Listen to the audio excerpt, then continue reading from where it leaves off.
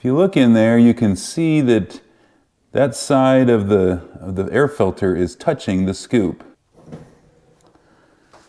And you can see here, this is where it's rubbing. That's an old spot from the top of this, but this right here is rubbing on there. So let's get that fixed.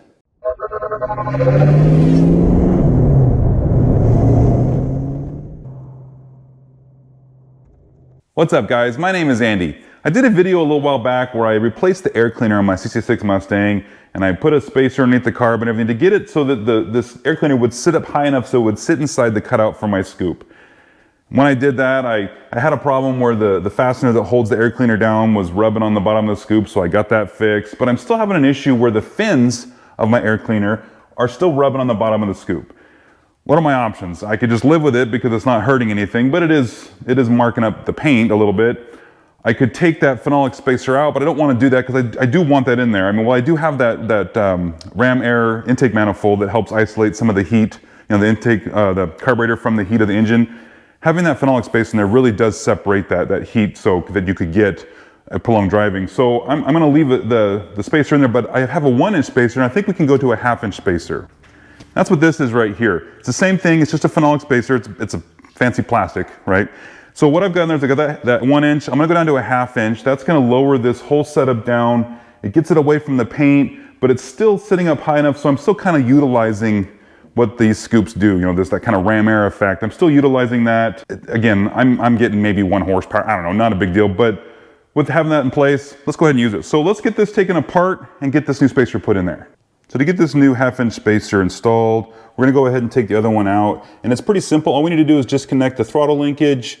We'll disconnect the four nuts that are on the fasteners that hold the carburetor down, and then we can just pretty much lift it up. You might spill a little bit of fuel, but if you put a couple towels down, you'll be all right. And we can just take that phenolic spacer out of there, put the new one in.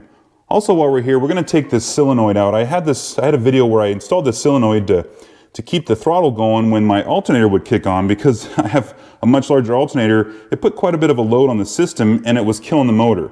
So I put that on there because it's something that people can use for air conditioning systems to help with the load when the AC compressor is going. But I found out that I actually didn't need this because all I needed to do was just adjust my idle mixture screw, just another like a 1/4 turn more or something like that. And I was able to get it to idle when the alternator kicks on. So let's go ahead and get that guy out of the way too.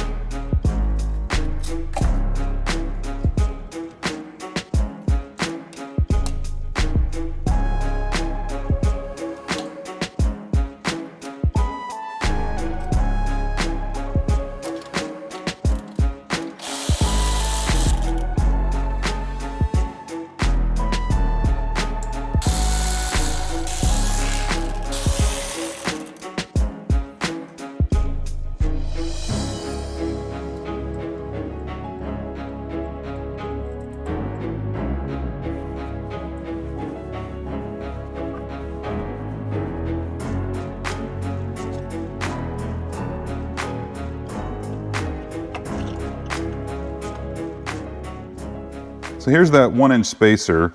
Again, there's nothing much to it, just a piece of fancy plastic, right, to isolate that heat from getting to the carb. And then the gasket, we're gonna replace this. There's no reason to reuse these. These are pretty cheap. So now what I bought was just a kit that had just a 1/2-inch spacer, comes with a gasket for top and bottom. We only need the top gasket. And then some new studs if you wanna put some shorter studs in your manifold, and then some nuts for that. But I'm just gonna leave the long ones in there, it's fine, it's not hurting anything. So I'm just gonna go ahead and get this installed and away we go.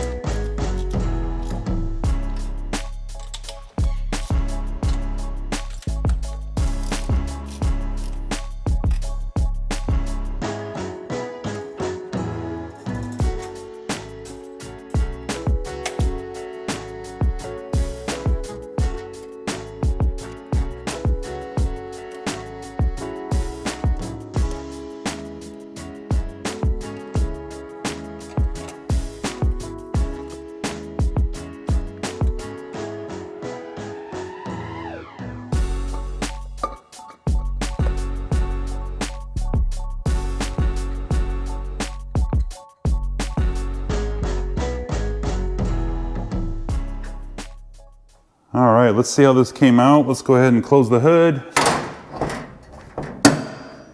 If you look inside there, yeah, there's a lot more clearance. More than I'd like, but I can't get like a 3/4 inch spacer or something like that. So this will work, this will be fine. All right guys, that's it. So that's how you put in a thinner spacer underneath your carb. I know that's not particularly difficult, but it's something I wanted to get done. Again, I didn't want that air cleaner rubbing on the scoop there, and this was really my only solution because I wanted to get that scoop up as high as I can.